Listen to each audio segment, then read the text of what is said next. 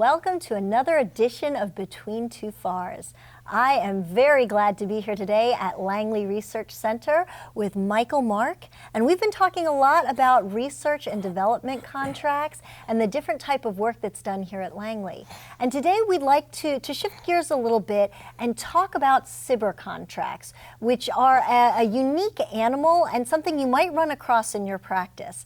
So can you just kind of start at the high level? What does SBIR stand for? Okay. SBIR is Small Business Innovation Research Contracts, and they are a statutory creature under the Stephenson-Weidler Technology Innovation Act, which goes back into the 1980s.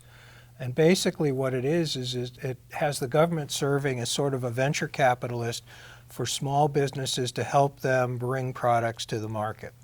So it's set up that it's done competitively.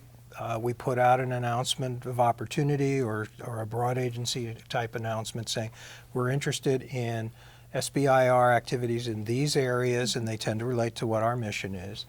And we go from there. Now, the SBIR contracts are statutory creatures, I mentioned, and research agencies with large research budgets, and NASA is one, are statutorily required to fund these with SBIR funds, which are essentially a carve-out from our R&D budget. Okay. And it's generally in the 2 or 3% of our total budget goes into that. So when you go through the process of awarding an SBIR contract, basically, there are 3 phases for the SBIR program. Okay. Phase 1 is sort of concepts. They are dollar limited. They generally, it adjusts for inflation every year. Right now, it's a little over $250,000 for a phase 1. Okay. And how long would phase 1 generally last? Generally about a year. Okay. And basically, it's to demonstrate the feasibility of the concept. So it's some research activities. It's designed to give the company and NASA the idea that, yes, this is something we want to pursue. What would the end product of phase 1 look like? Do you get a white paper or a prototype, or what do you get? Generally, you see paper. Okay. You might see a prototype, but not often at that dollar level because it is pretty tightly constricted in terms of funding. But if it proves out that we decide we want to do it, then we're going to go to a phase 2 contract. And you do not have to recompete for phase 2. Basically, the competition is among the phase 1 awardees. And the phase 2 contract, which will go for longer, it can go for several years. And right now, the dollar amount is in the $1.7 million range. And so this is designed to provide funding that will allow that company to begin to develop that thing to the point where it's a practical device or research technology. At the end of that, paper is often the deliverable, sometimes a prototype. And if we like it and we think it's worth pursuing further, there is a phase 3. And phase 3 is outside of the program. It's funded by program funds, not by SBIR funds. And there's no dollar limit on those.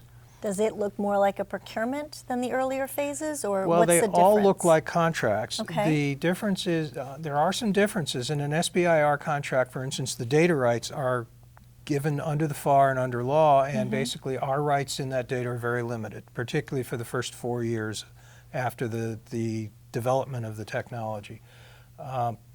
The company essentially has full rights to the data. We can use it internally, but we can't do anything to compete with them. After that, we can begin to use some of that data for government purposes and maybe even procure it, although companies are pretty good at extending that protection period. And I work very closely with our patent counsel on these kinds of issues. So the contracts look like contracts. They have a statement of work. They have all of the sections. They have money on them. There is usually a PI for them and somebody, a program management type for us, a core and all of that.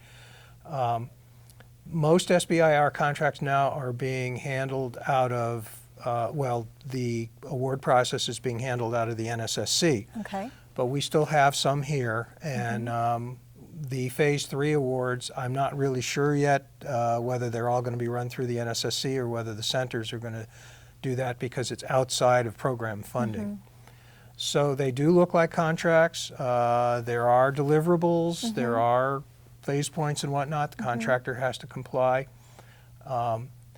And essentially, as I say, it's designed to push technology forward that the company has. And this is the interesting thing, because very often we want to say, well, we have technology we can add to it. No, that's not the purpose of this. That's a different kind of an instrument called a CRADA, which maybe we can discuss at another time.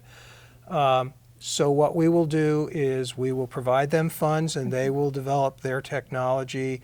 And we have an application in mind, or we think that this has some kind of a utility for things that NASA is doing programmatically. Okay.